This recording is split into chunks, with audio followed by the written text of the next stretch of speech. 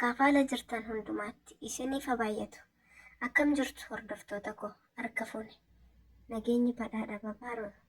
Baga nagaa taatanii harka fuunii warra amantii biraa. Akkam jirtu nagaa keessanii? Ani nagaadha waaqayyoof galanne haa ta'u. Duraan dursee nagaa kootti haansee miidiyaa kanarratti walii gadi oofamaa hin ture. Haala du'a Boonii wajjin ol qabsiisee jechuudha. Lubbuun ishee balaa ofii isheen ofitti murteessiteen jecha lafa kanarraa darbeetu jira. Joosiin erga gaafa sanaatii hin dubbatu, hin haasa'u, nyaata hin nyaatu jedhamee miidiyaa kanarratti maaf bahee hin dubbatu, maal rakkatee, inni immoo yaada maaliif hin ibsu, sababa maaliitti jedhamee olii gad oofamaa ture. Kunoo amma gara waldaa haraaraa deemee jechuudha. Kadhatamee fi fayyitee taa'atiin jedhanii innillee ani fayyeera wanta jedhamu argaatiin jirra. Duraan dursee obboleessa koo baga waaqayyo si fayyise. Fayyaa kee guutuutti akkatti deebitu abdiin qaba.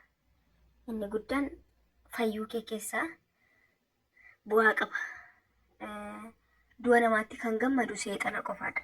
Nama osoo hin taane du'a namaatti kan gammadu seexana.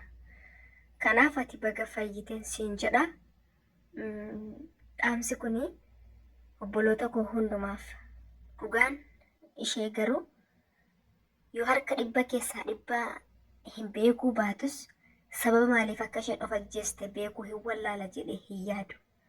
Akka yaada mataa kootitti jechuudha. Sababa maaliif lubbuu ishee akka isheen dabarsitee lubbuu hanga kana ga'u jechuun isheen yeroo isheen miidiyaa kanarratti dubbattu hin argana.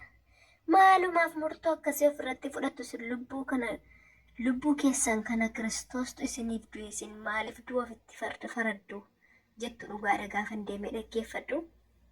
Baay'ee na gaddisiisa baay'ee. Namni kaleessa nama gorsu jechuudha.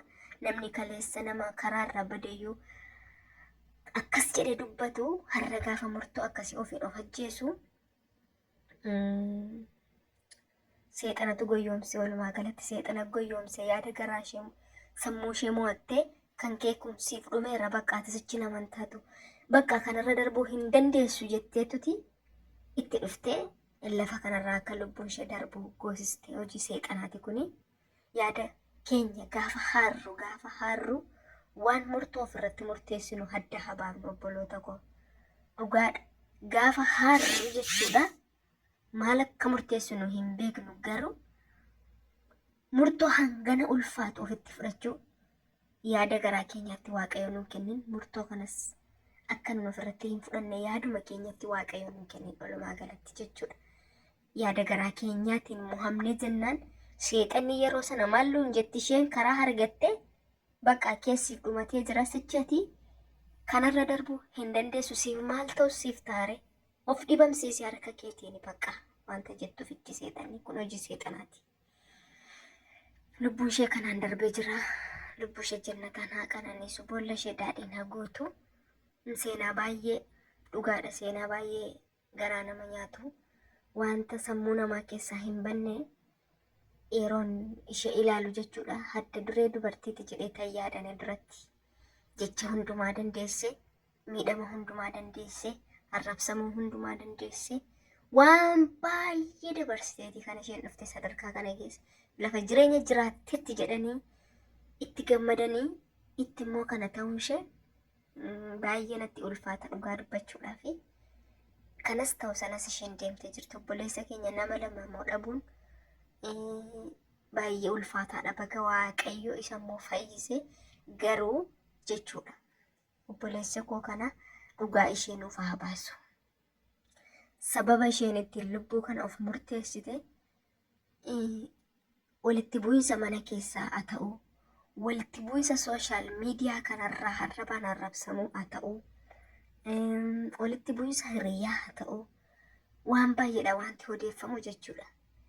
Yeroon isiniin jedhu walitti bu'iinsa mana keessaa gaafan isiniin jedhu abbaa manaaf haadha manaa ta'e nama mana tokkotti galu miti.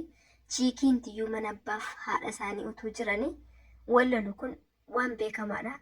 Waan nun keessa turre darbinedhas waan nun amma satti daarii keessa gallee keessas jirrudha.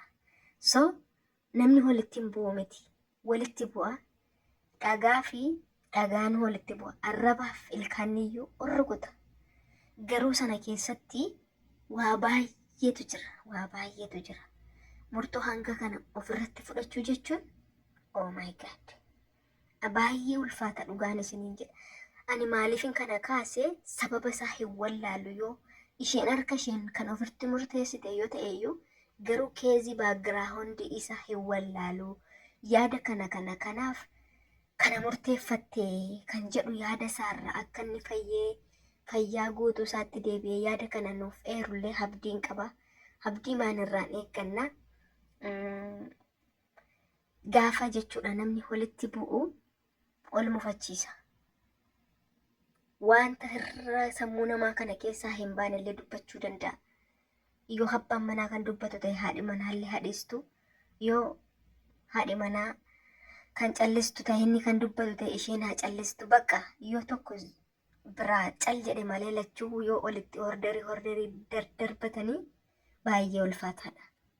Yeroon isiniin jedhu bakka hin beektu dubbii jireenyaati waan ta'eef dubbiin miidiyaa kanarratti jiraatamuu fi dubbiin lafatti jiraatamu baay'ee walirraa fagoodha. Namni jechuun akka miidiyaa irratti beeka. Akka isaan wal jaallatanitti beeka. Fuula isaanii dhidhiqatanii kokkolfanii dhufanii haasa'anii deebi'uu danda'u. Garuu jireenya mana isaanii keessa akka bakkee kanarraa wal jaallatan, akka miidiyaa kanarratti wal jaallatanii waliin viidiyoo hojjetan ta'uu dhiisuu danda'a. Waan irraa beekuu hin qabu. Baay'ee ulfaata walumaa galatti dubbiin jireenyaa, dubbiin bakka abbaa manaa fi haadha manaa kana jettanii dubbachuuf yookiis murteessuun baay'ee ulfaataadha. Dhugaan isiniin jedha. Rakkoo isaan gidduu jiru garuu kan beeku isa Waaqayyoo fi sababa isaammoo hin wallaalu kan jedhu isarra keenya malee dhibba keessaa dhibba beekasittiin jechuunis cubbuudha. Waan hin beekne haasa'uun hin ulfaata.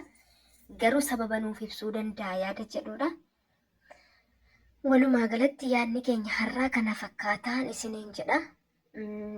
Turtii hanga kanaa waan nafaana teessanii na dhaggeeffataniif galatoomaa. Mana kanaaf aaraa horre taatanii laayikii godhaa. Sheer duuti koppilingi godhaa nu jajjabeessaa. Yaada jiru koomentii jalatti naaf barreessaa isiniin jedha faamilii. Dogoggora jiruuf na of kalchaa. Guyyaa biraa viidiyoo biraan hanga walitti deebinee dhufnutti turtii gaarii qophii gaariin hanga walitti deebinee dhufnutti iddoo nagaanaaf oolaa. Baay.